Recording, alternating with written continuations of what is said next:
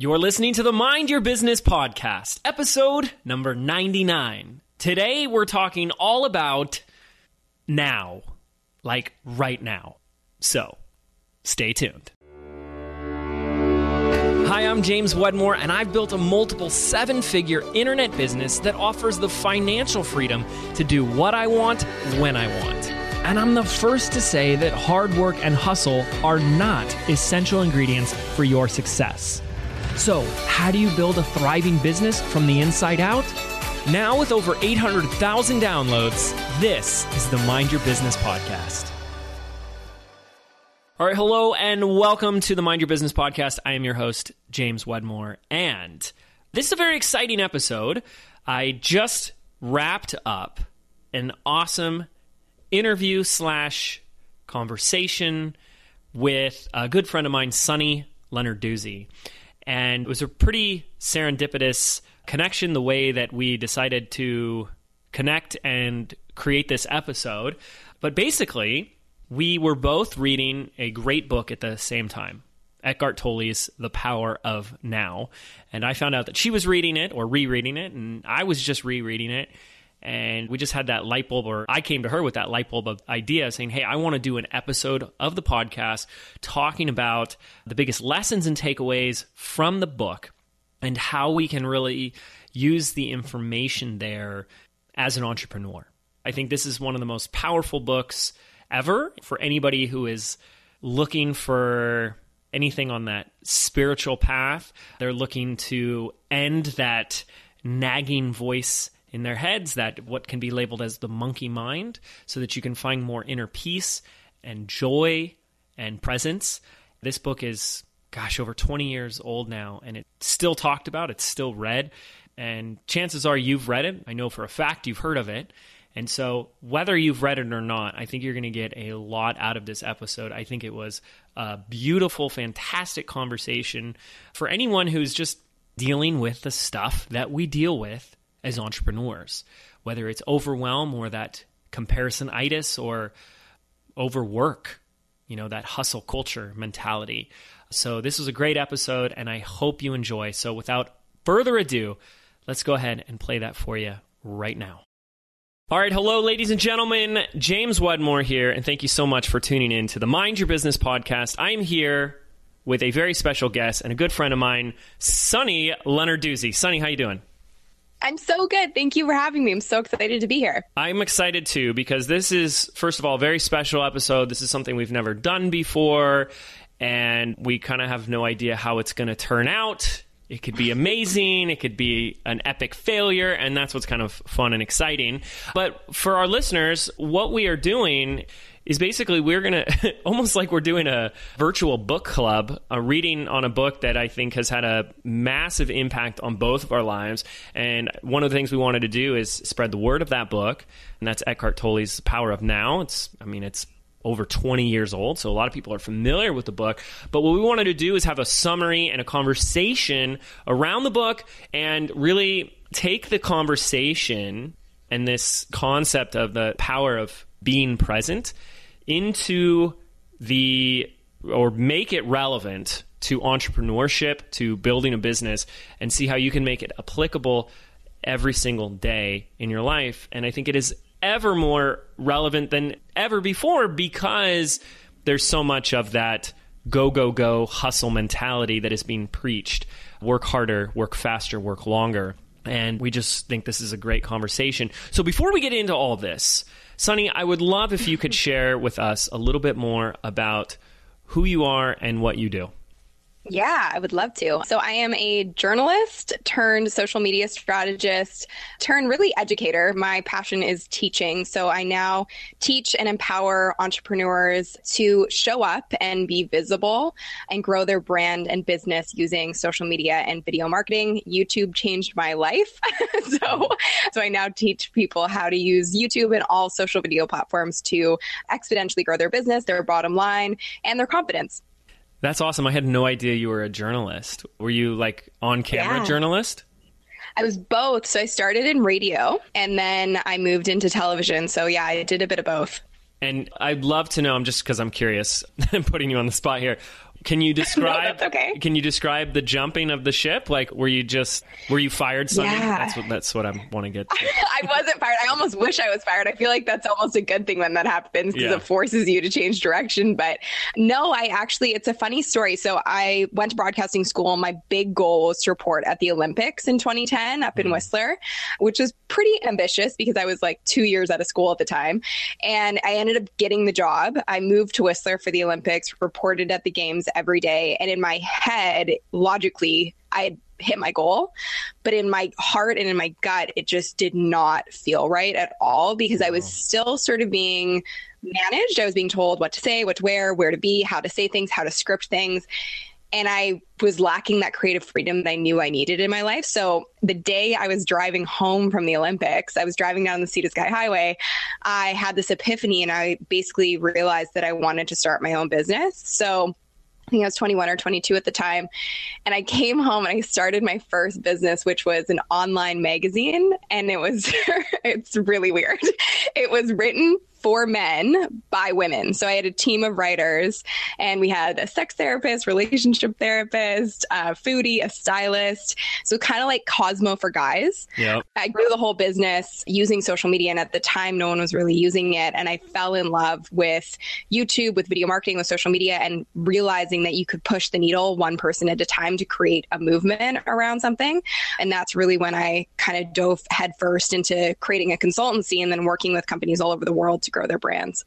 That is awesome. And I'm curious, so there was this very specific goal that really motivated you, that really drove you, which was to be a broadcast journalist or broadcast the Olympics.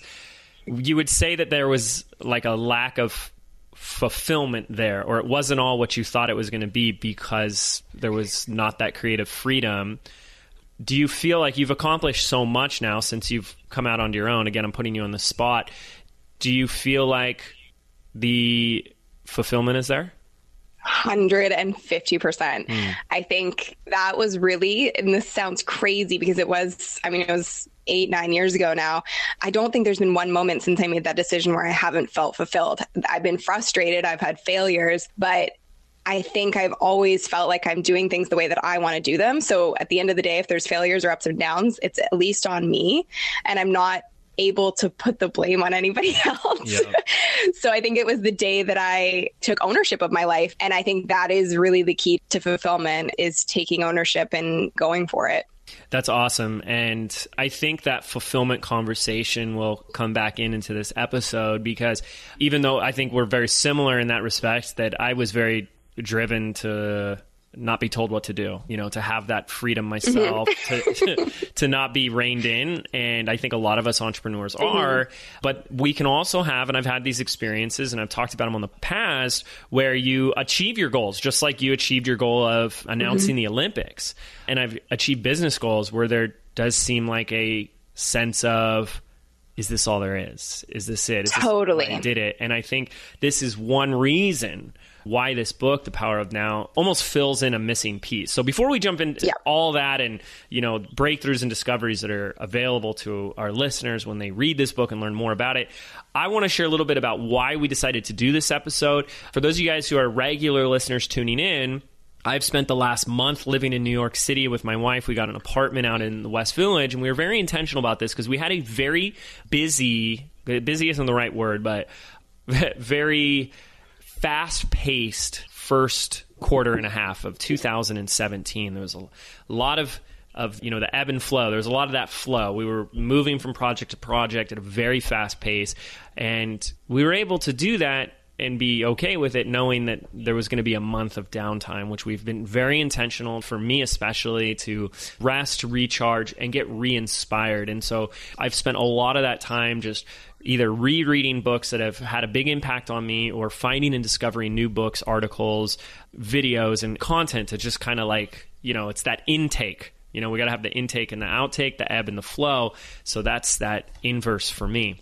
And I don't know how, I can't even remember, but the idea popped in my head. I'm like, I got to reread The Power of Now.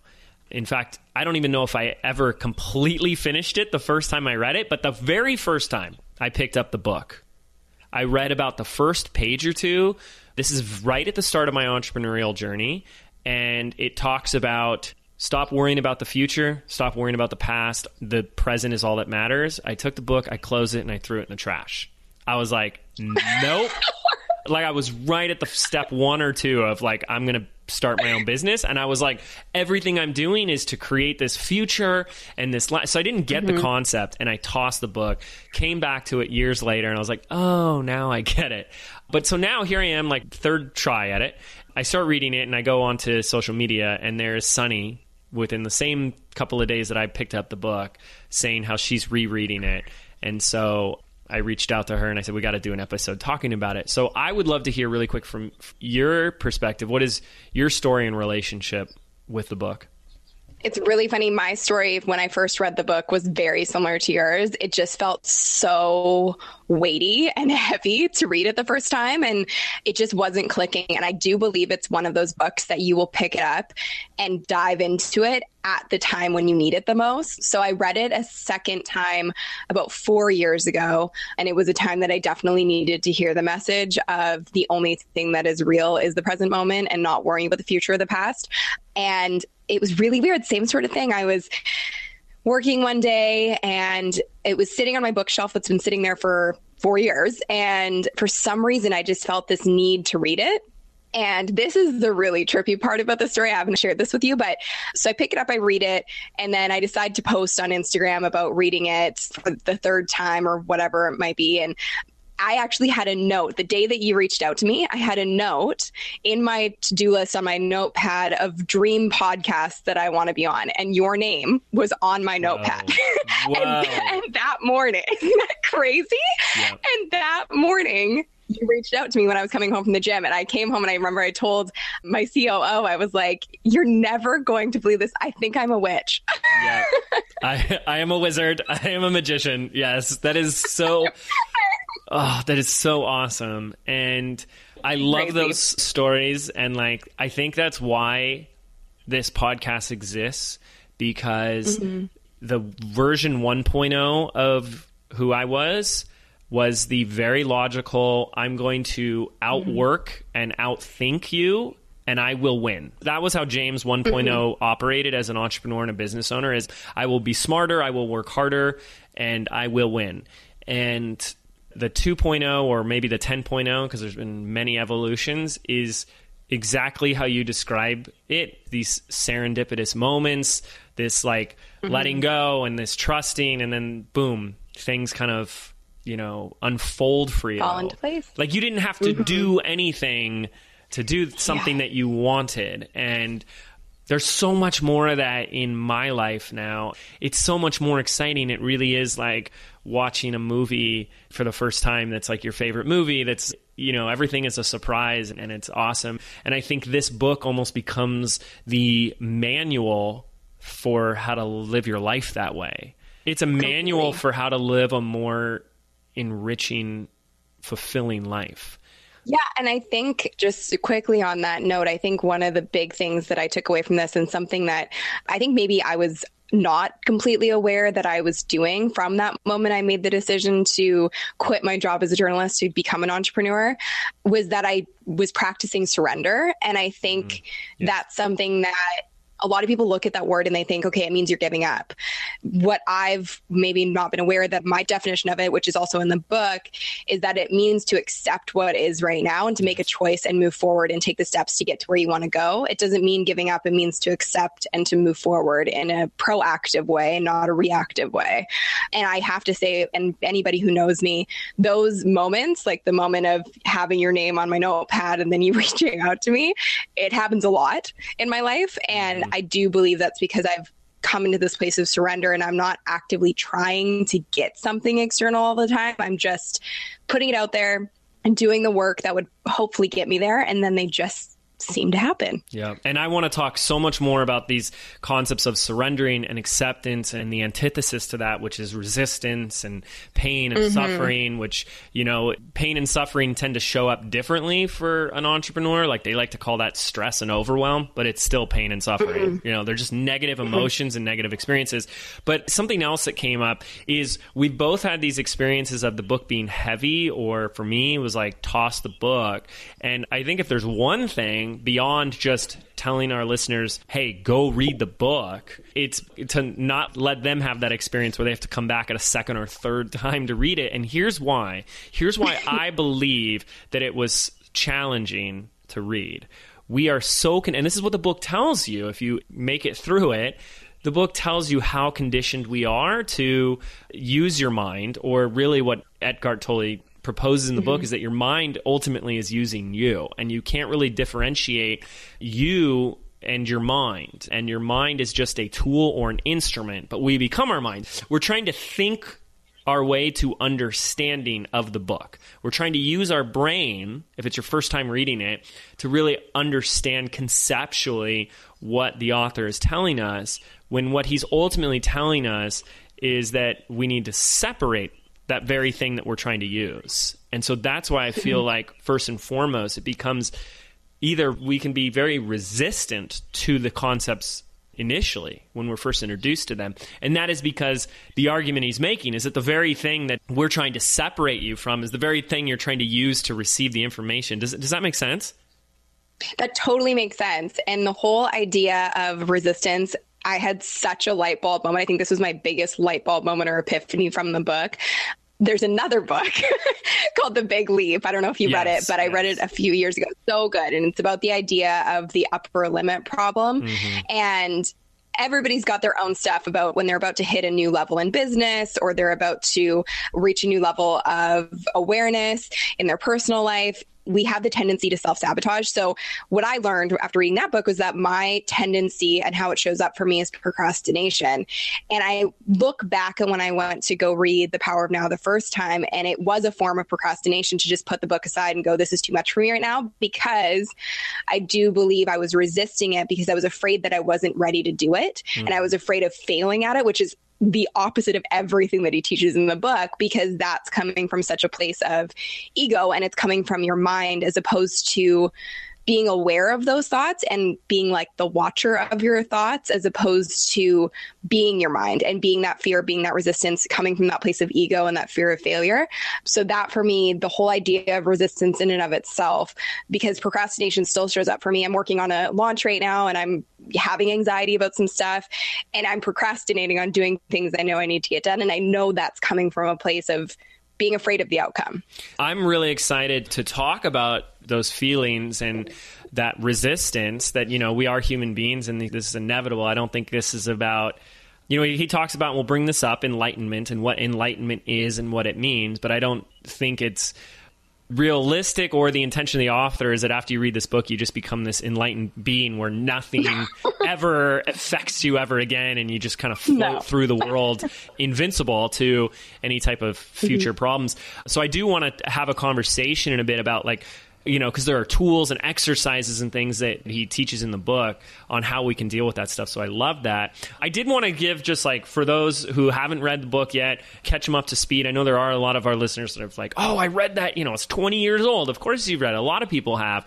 But I want to give introduce the premise of the book and a quick summary. And I think the biggest premise, the overarching premise that the author is making, is that if we focus on the present moment, and we ignore the past or the future, we can greatly improve our life, and we can put an end to suffering, and ultimately have an experience of enlightenment.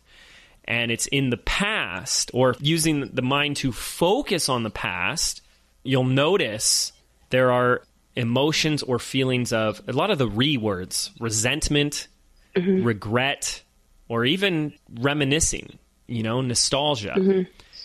And you'll know when your mind is in the future when there's anxiety or worry, or in Sunny's case, procrastination.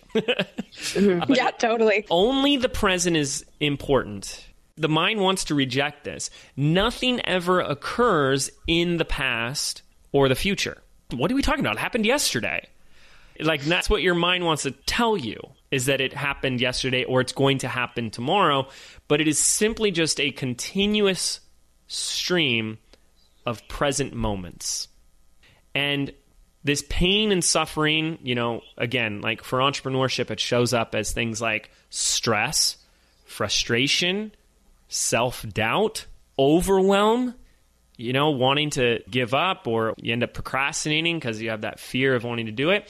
This comes ultimately, and I really want to dive into what this means and what this looks like, but when we resist the present moment, this moment right here and right now, and we resist, I believe there is degrees at which we resist. Like, you might be listening to this podcast right now and be saying, hurry up, get to the good stuff.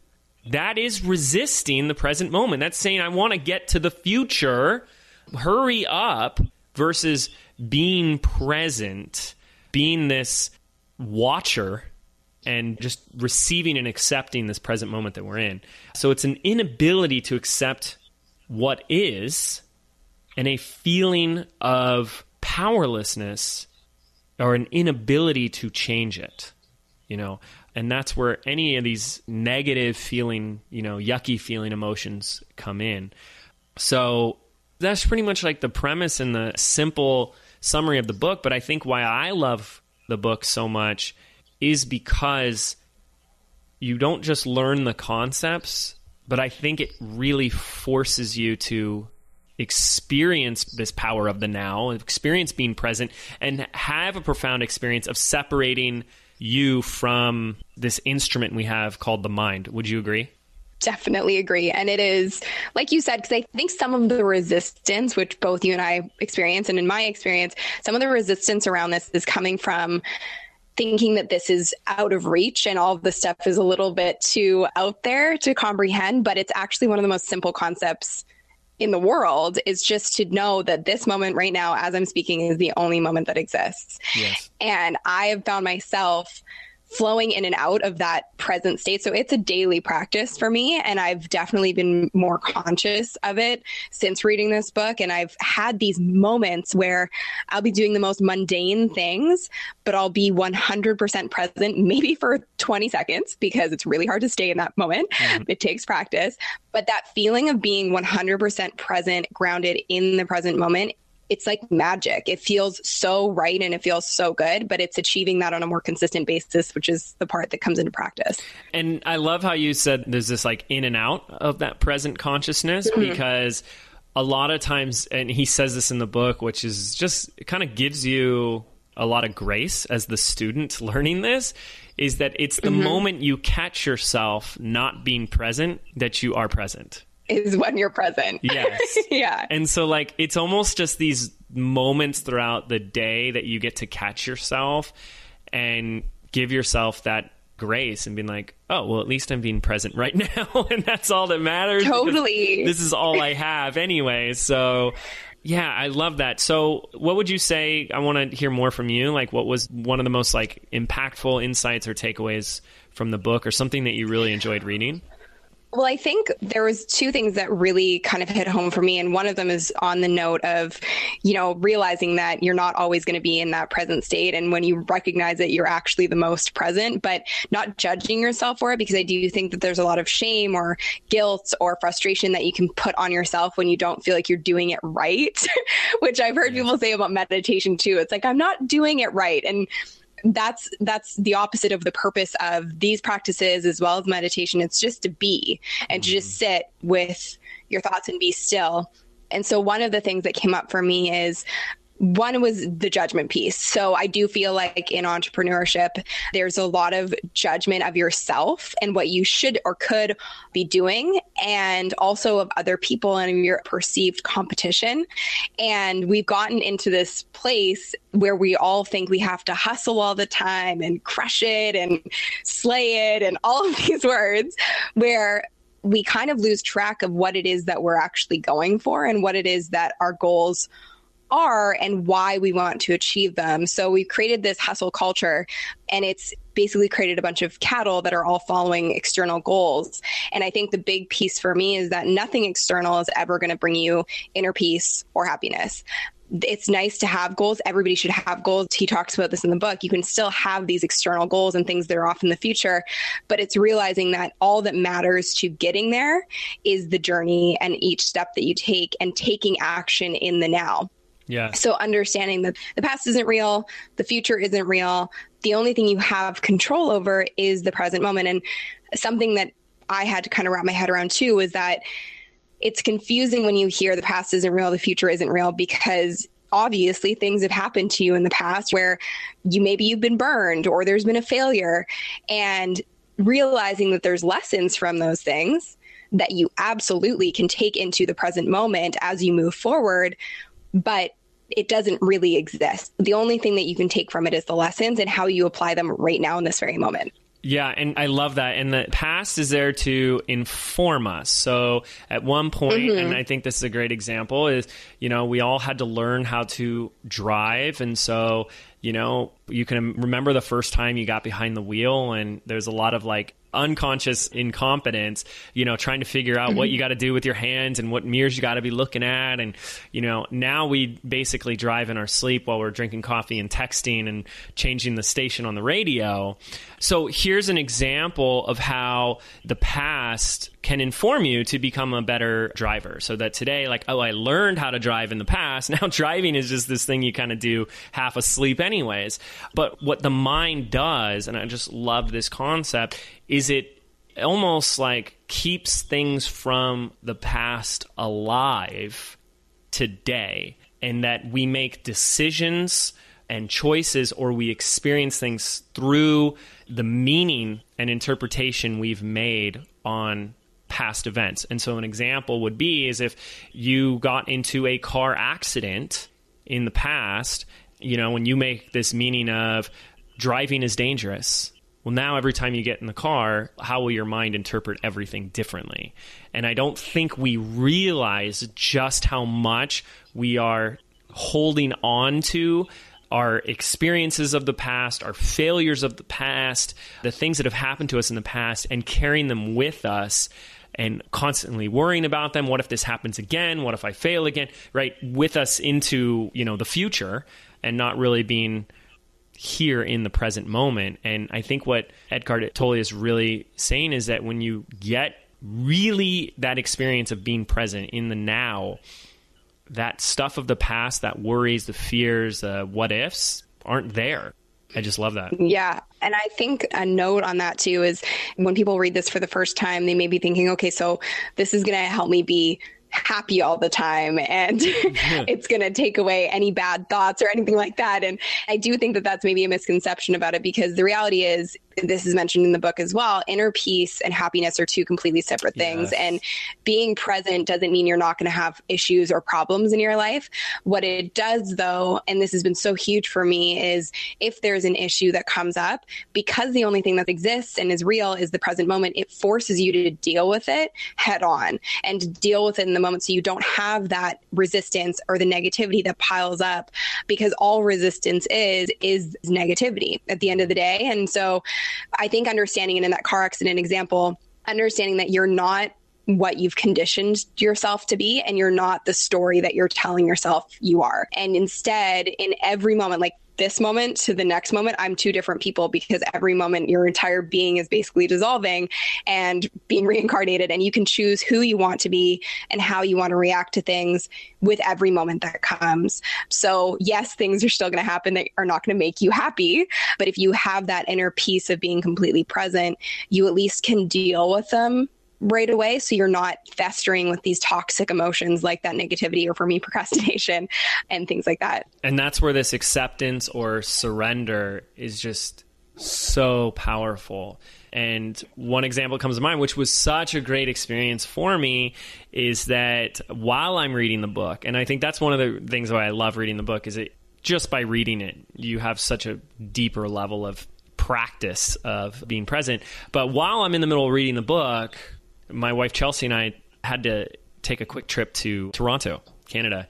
And we had this, it was just not a good airport experience. It was just one of those, we've all had them, where the flight's delayed and then the flight was canceled and then we had to change flights, and all this stuff happened, and you're in this crowded little space.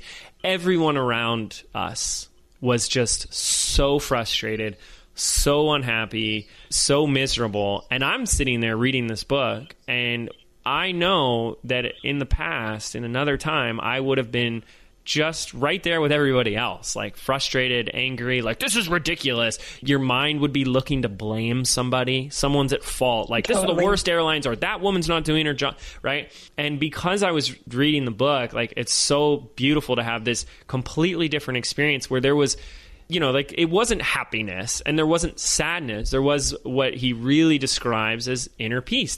There was nothing to push against. When there's resistance, it's like a two to tango. Like you got to push and then it pushes back. And the harder you push, the harder it pushes back. For me, there was absolutely, I sat on my bag and I just kept reading. And I was like, I'll sit here all day. I've got nowhere to be.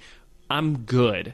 And that was amazing because in the midst of all the chaos, I was completely at peace with what the situation was, and you realize that it does get to be a choice if you want to accept or resist it. And that's like an experience I get to take with me in everything else that we do. Is like, is this going to be something that I resist and fight? And that was such a great part in the book. Is we believe. This is the biggest illusion of them all, is we think that getting frustrated, angry, or upset actually has an impact. Like that actually does something. Like if I'm angry enough, or if I'm frustrated, or if I kick and scream and punch enough walls, that the situation will change. And that's really fascinating because that's what we think. That's why else would someone get angry? Why else would someone start clenching their fists and, get all heated unless they literally believe that that was going to do something? And it doesn't. Getting upset about something does not make the issue go away. It does not make you ultimately what you want, which is happy or, at peace. And I just think that's so fascinating.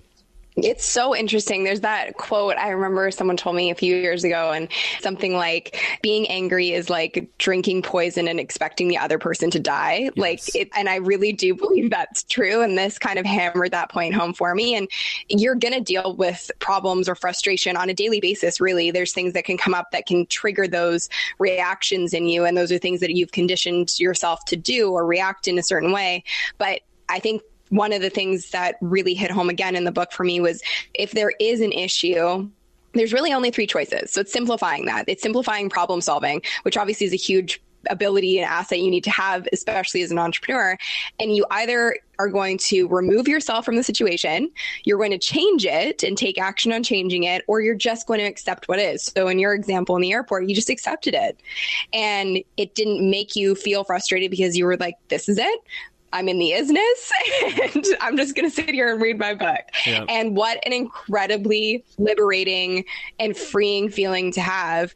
And to know that those are your three options anytime a problem arises. So you don't have to go to that place of anger or frustration and get exhausted by really exerting that much emotion on something that's not going to change anything at the end of the day. And the third option is, I think, the one that people don't think they ever have as an option. Mm-hmm. And I don't think the mind wants you to think it's an option. So we usually probably go to number 2, which is to change it. Mm-hmm. And there's a lot of times that you just can't change it. Like if you're in traffic, there's very little you can do to fix that traffic problem. But then what you realize is like, well, wait a second. Why is this a problem? It's my mind that's saying it's a problem.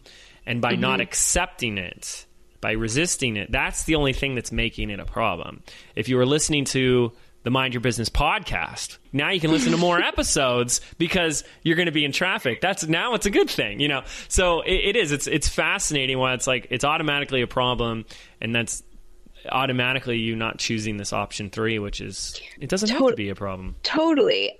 And I think for me, actually, traffic is such a good example. I think that was the first practice, whether I knew it or not, of me trying to become more present and be more at peace in my life. I remember a few years ago, and it wasn't even related to this book, but I just had this moment where I was in traffic one day. I was so frustrated. I was so angry, and I just wanted to scream.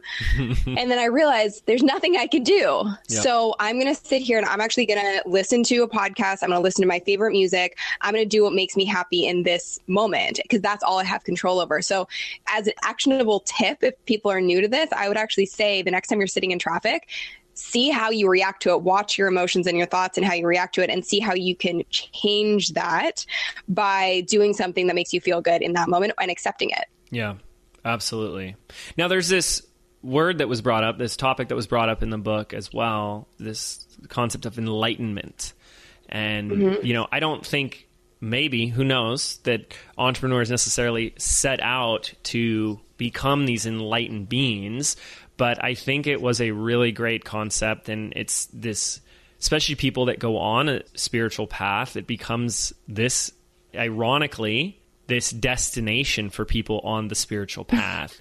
And he actually says in the book, I think right at the beginning, that when enlightenment is the destination, or it's thought of as this superhuman accomplishment, that's the mind doing that. That's what the mind is doing, is turning it into this, like, okay, I'm going to be Jesus, walk on water and, heal the sick, Superman type thing. When what Tolle describes it as, and it's a word we've already used, this natural state of oneness with being. And he talks about being a lot. And, when you're present, you're in this natural state of being.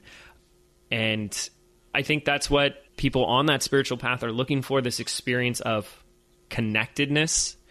And ultimately, the mind is creating this experience of the opposite, of this separateness and this disconnectedness. And I think on one level, one lens through which we can look at all the stuff that you've brought up about the hustle, this hustle culture comes from an experience of separateness, because at the core are probably beliefs, hidden beliefs. People aren't aware of them. They won't acknowledge them, of not being worthy, of not being enough or good enough or not loved.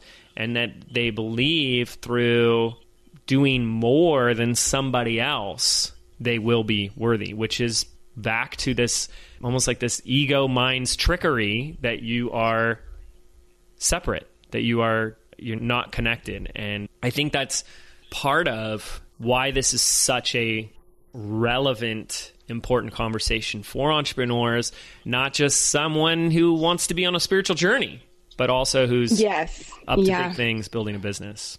Yeah. And I think it really does come back to that idea of competition, because it's natural whenever you're doing something or trying to grow your business or you're on a specific path and you want to achieve a goal, it's natural for us to look at what other people are doing. And especially with social media, I mean, the amount of time that I'm fully guilty of it. I'll be scrolling through Instagram in a day and looking what everyone else is doing, and on Facebook. And I've actually had to make it a practice for me to be more aware of when I'm doing that and how it's affecting me mentally, because when you have what other people are doing all the time in your face, of course, it's going to make you feel more so like you're not worthy, or you're not doing it enough, or you're not getting where you need to go fast enough. But that really does come from a place of your ego, because you're afraid that you're going to fail. And that's such an external thing, as opposed to being like, I'm on my own path. I'm going to do it my way.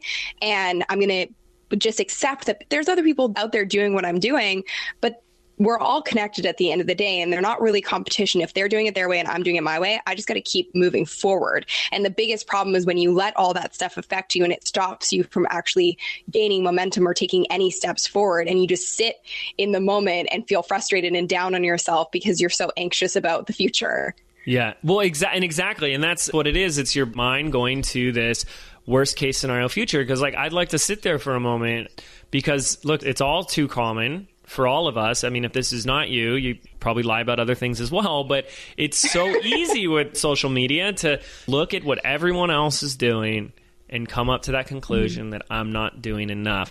And that is the mind going to the future, because then the next step is probably like, well, this person's going to get ahead, I'm behind, and ultimately I'm going to fail, or the business is going to dry up, or it's going to come crashing down because I'm not doing this. I'm not staying ahead of the curve. And that is the mind. Well, it's you suffering, but it's the mind going into the future.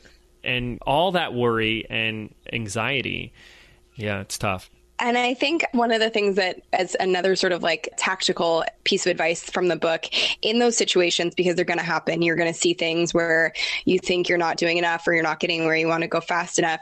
It comes down to some really simple choices. And this was such a good epiphany for me to have in my control over the situation. When I feel like I'm lacking something, I either can externally take myself out of the situation or just be aware of the situation externally around me and how I'm reacting to it. So again, the idea of kind of watching my thoughts as opposed to being my mind and being my thoughts. And then the other part that I really loved, which I think is such a good practice, and I have my own way of doing it every day, but it's to stop. So whether you're feeling frustrated because you feel like there's so much competition out there, or you are needing an original idea in your business, or you're looking for a solution, or you just need some creativity, but you feel like you just can't get there, just stop and go inwards and just be still for a second. And so my way of doing this every day is to exercise. I take an hour in the morning and I don't look at anything. And that's my form of stillness. I'm moving, but obviously mentally it's my form of stillness. And what will happen even by giving yourself 2 minutes of quiet time and just putting your phone down, putting your computer away and just sitting with your thoughts, it's amazing what you'll come back to work with. And you'll feel like you have all these new ideas and you have this new creativity because you've allowed your mind to just be still and to be in the moment as opposed to worrying about everything else going on around you. Yes. And Eckhart Tolle makes a great distinction between the thinker and the observer. And chances are, if you've been paying attention or if you recall on this episode, your mind has probably had a lot of thoughts, this stream of thinking that's come in. Maybe you sat in there and said, this doesn't really make sense. Or maybe you're like, gosh, I got to do the laundry, or, I got to write that blog, right? Your mind has this constant, and if you're quiet for a moment, you can sometimes hear it. And he makes this great distinction of the thinker, but then there is also the observer, that part of you that can observe the thinking. And I just think that is the greatest way.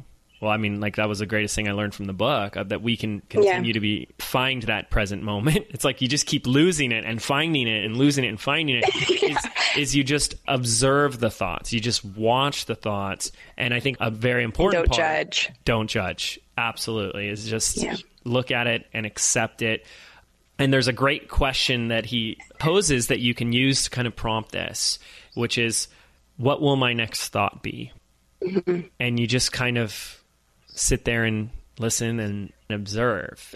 And he really argues that this question, the way this question is worded, and by asking this question, almost creates a pause or a glitch in that stream of thinking. And that can create that space, that presence, and that openness for us.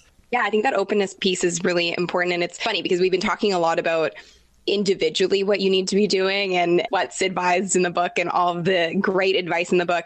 And I loved that it finished. The last chapter of the book is about enlightened relationships. Mm-hmm. And I think this is so important for anyone, whether you're an employee or an entrepreneur, it doesn't matter. You have relationships in all facets of your life. And for me, it really was about working with a team, because there's going to be things that come up where you don't necessarily see eye to eye, or you're not communicating really well. And it's something that I actually noticed myself doing the other day, was that I wasn't listening with my whole body. I wasn't actually present. I was listening with my mind, and I was already prejudging what the other person was going to say and anticipating what they were going to say, as opposed to just listening.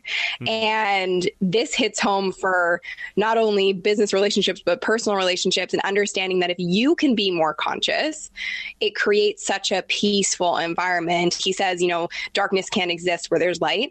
And actually, if there's ego involved with anybody else that you're dealing with, it's going to be really frustrating for them if you are conscious and if you are this sort of beam of light and you're this enlightened person. And eventually it's like leading by example. If you're more conscious, if you're more present, if you're more grounded, everyone around you will eventually kind of have to get there, or those relationships will probably just fall apart. Yeah. So it's like it's contagious. Leading by example. It's like it's contagious. Yeah, exactly. Like the more I am it, the people around you have to be it. And I think one reason why, or what I really like, is like the more you understand this concept, and the concept, it really goes into the concept of the ego. It's, this part of your mind that it's almost like it's feeding off the pain and suffering. It needs that suffering or the separateness in order to survive. And when you realize it, you can personify it any way you want, but it's almost like there's this parasite living inside of all of us. And the more you understand that, it's almost like the more compassion, understanding, and sympathy you have for others, that you can actually see past someone else's ego, someone else's suffering, and to see who they really are. And it's when you can do that, when you can see past their ego to their, true self, to that connectedness of who they are, there is no conversation of resentment or comparison or hate or judgment. It's just love, I guess. And when you fight someone with love, there's nothing they can fight back with, right? Exactly.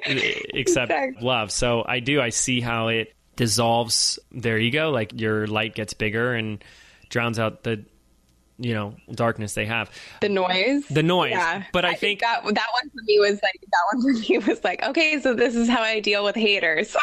Yes. I was like, this is how moving forward I have to deal with the naysayers. Now, so, I think there is the antithesis that we have to watch out for, that and you've seen this, when people have these conversations around enlightened or whatever, that it's almost like the mind and the ego comes back in and says, well, I'm enlightened, so I'm better than everybody. Or oh, these people just don't know what I know, so I'm better than, or they're less than. And I think that's missing the point. When there's not that compassion, then I think it is the ego. I feel like the ego is this really tricky, sneaky guy or gal, and finds a way to get in there. I mean, I still see myself look, this is now second or third time reading this book. It's still there. I'm still so human and so flawed and so have that ego, and I still find things that'll trigger me or upset, especially when you're in New York City, big introvert around a ton of people, bumping into you on the street. And, there's just so many people. I'm like, wow, I just got frustrated. I just got triggered. And I think the only difference is a little bit of grace and just observing it. Yeah, I think it's that acceptance piece of yourself and of other people. It's just accepting that.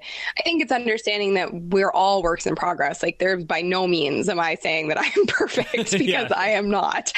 And I will probably have moments today where I'm certainly not present. So I think it's understanding that we're all on our own journeys and we're all on our own paths, and you have no idea what's going on in other people's lives. So being gentle with yourself first and foremost, and understanding that this is not something that you need to perfect. It's not a end goal. It's a daily practice, and it will be for the rest of your life.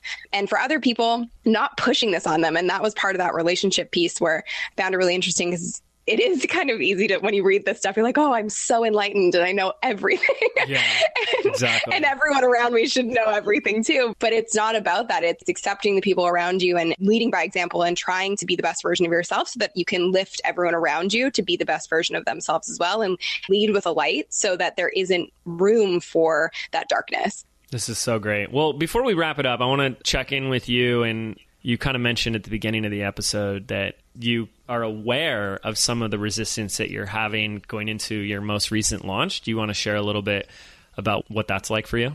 Yeah. So for me, it really does. It's so funny because I'm such a little go-getter, and I've always had a crazy, and I really do mean crazy, borderline insane work ethic. And I have no problem getting things done when they need to get done. But I do find, and this is something that's been a recurring theme for me as my business has grown, particularly in the last 2 years, because it's been a lot of growth, which has been wonderful. I find myself self-sabotaging through not doing things as quickly as I should be getting them done, and just waiting to finish projects and waiting to have conversations that need to be had, because I think I'm a little bit afraid of the next level. And it sounds so crazy, but it's that fear of success almost that creeps in, because you don't know what's on the other side of it. So I think it's being comfortable with it. And I think of all the things that, we've talked about from this book, it really is just accepting that that's how I'm feeling, being aware of it, but also remembering that in order to get where I want to go and I know that I'm worthy of going, I have to take action in the present moment. And waiting for things is basically telling myself that I'm not satisfied with the present moment and I'm not prepared to take any action in the present moment. And it puts you in this constant perpetual cycle of just waiting, when you could be achieving that next level a lot faster. So for me, it's just, it shows up as that procrastination, but at least I'm aware of it. And I always say being an entrepreneur has been the best practice in self-awareness for me. And I think that was something that was really interesting in the book as well, is about treating your relationships and really treating everything in your life as a spiritual practice, because every aspect of your life has the ability to teach you. So understanding and being aware of my patterns and being aware enough to take action on them in the moment. Absolutely. Entrepreneurship is the ultimate course in personal development. And it is like your business is only as good as your worst day. It's so totally true. But okay, look, the fear of success. I can't tell you how many people are like, come on, who has a fear of success? And people really say, like, I would say most people think that fear of failure is the more common one. And I actually would totally disagree. I think fear of success seems completely illogical, which is why so few people admit to it. But at the end of the day, this is the mind focusing on the future and telling this story of worry or doubt that in Sunny's example is saying, I don't think I can handle what's coming. I don't think I am capable enough or willing and able enough to do what is coming. And that is the constant journey. And it, because it takes one to know one. That is the constant journey I've been on, where it's almost like every step of the journey, you like pick up a bowling ball, right? It's like, hey, here's this success, and you pick up that bowling ball, and it's like, now I'm doing this, and there's another bowling ball. And like now where you're at is like, hey, like, look at all these bowling balls I've got. But you're like, but can I really hold any more? And like, can I really carry the weight of this next bigger thing of who I am and being in front of more people and having more customers and more of this? And, there's layers to it. You don't just like reach this one point. Oh yeah, I got it. I read The Big Leap and now I'm good and I'll never have that. No, it's like then a few more mile markers, it'll come up again. And I see in my own life and like how our business has changed, like where the business now has, a lot of online courses, but it has also a lot of high level coaching. And like we have 20 people in a mastermind, and we've got a big group coaching program. And I don't think I could have a few years ago really even been able to fathom holding the space for that many people for a year, like a year-long commitment. I mean, that's just crazy. And then one day you just decide, screw it, I'm going to do it anyways, and you find a way. And I think ultimately that's how we bring this entire conversation back for the entrepreneur, is that, in the present moment, which is all you have anyways, you just do what you need to do. Yeah. And it comes back to that idea of, if I was sitting here and saying, okay, I want to do X amount of dollars next year, and that's the only goal that I'm holding on to or that I'm going for because I think it's going to make me feel some type of way or it's going to bring me happiness, I am screwed. And I think it's understanding that, yes, I have a little bit of that fear of success. I have that procrastination that creeps in because I'm not sure if I'm ready for whatever is coming next or for that big goal. So the only way to get there is to move through it and to take it one step at a time in that present moment. So that's the kind of the full circle of it for me, I think. Yeah, that's so awesome. And then what is that quote that I'm totally botching and paraphrasing? It's like, any situation or problem you're dealing with right now, or the universe or God would only give you a situation or problem if you could handle it, if you had the strength to handle it. Yeah, that's the thing. And I think it's like the God or the universe won't give you anything you can't. Yeah, God or the universe won't give you anything that you can't handle. Yeah. That's so awesome. And I think that is the joy of it. I think that is where, like, so many students, like, I'm really notorious of pushing them outside of their comfort zone, and they talk about how, like, scary it is and how frightening. I usually just say, and that's what makes it so exhilarating. I mean, that's why Totally. We go on roller coasters, right? Because there's a little fear there, and we do it anyways, and that makes it fun. And the example I love, I think this is from Abraham Hicks, was if you were a tennis player and you're a world-renowned tennis player and you're playing against a 4-year-old, you wouldn't have very much fun. You'd win every match and it would get boring fast. And I think our life is a game where we're constantly playing a bigger game and challenging ourselves and discovering what it is that we're truly capable of. And knowing that it never ends. I think that's the great part. Like, it never ends. Once you hit a new level, you're going to reach another level, and it's going to constantly keep going. And I think similar to that example you just gave, my dad actually is an athlete, and he's been an athlete my whole life. He was a professional soccer player, and he always used this example with my brother and I growing up about walking a tightrope. And he would say, okay, there's a tightrope on the ground. You're going to walk from this side to this side. Can you do it? And we'd say, yeah, of course. And then he'd say, okay, now the tightrope is 50 feet in the air. Can you do it? Yeah. And we'd say, And he'd say, why? The process hasn't changed. You're just putting one foot in front of the other. But now, because there's this height and there's the risk involved in all of these things, you don't want to do it. That's just like life. That's like business. That's like everything else. You have to take away all of those external thoughts of risk or failure and just realize it's just one foot in front of the other. I love that. That is so awesome. Well, this was not a failure. It was a total success. I'm so glad we did this, and I'm so glad it was serendipitous for both of us. So, Sunny, thank you so much for coming on. I hope you guys loved this episode and this unfolding, even if you haven't read the book. But you are now going to go out and you're going to read it, or you've been inspired to reread the book. This is Eckhart Tolle's The Power of Now, and now you'll have a bit of a new context or lens through which to read the book on how this relates to your entire life, absolutely, but especially to business and this journey of entrepreneurship. So, Sunny, real quick, where can we learn more about you and find out more about what you do?